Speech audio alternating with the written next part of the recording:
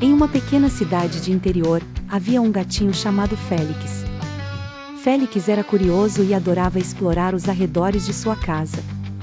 Um dia, enquanto passeava pela vizinhança, encontrou um par de óculos estranhos embaixo de uma árvore.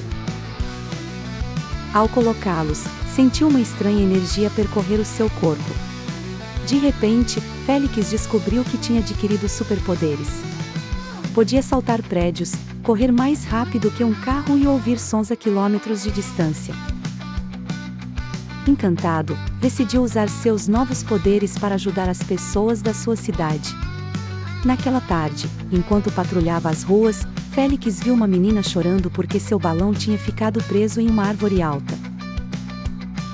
Sem pensar duas vezes, ele saltou agilmente e resgatou o balão, entregando-o à menina, que o agradeceu com um abraço apertado. Logo em seguida, Félix ouviu um som distante de alguém chamando por socorro. Correndo a toda velocidade, chegou a uma loja onde um cachorro estava preso dentro.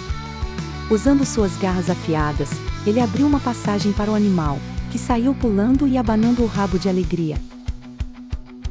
A notícia sobre o gato-herói espalhou-se pela cidade, e todos queriam ver o pequeno felino em ação.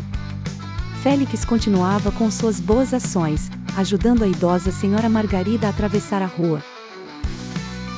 Ele até mesmo recuperou a bola de futebol do time de garotos que havia caído em um telhado. À medida que o dia chegava ao fim, Félix percebeu que seus poderes estavam começando a diminuir. Antes que os óculos perdessem completamente seus efeitos, ele os guardou de volta sob a árvore onde os encontrou, decidindo que aqueles poderes deveriam ser usados apenas quando a cidade realmente precisasse. Félix voltou para casa como um simples gatinho mais uma vez, mas com o coração cheio de alegria e satisfação. Ele sabia que, mesmo sem os superpoderes, sempre poderia fazer a diferença, por menor que fosse, na vida das pessoas ao seu redor.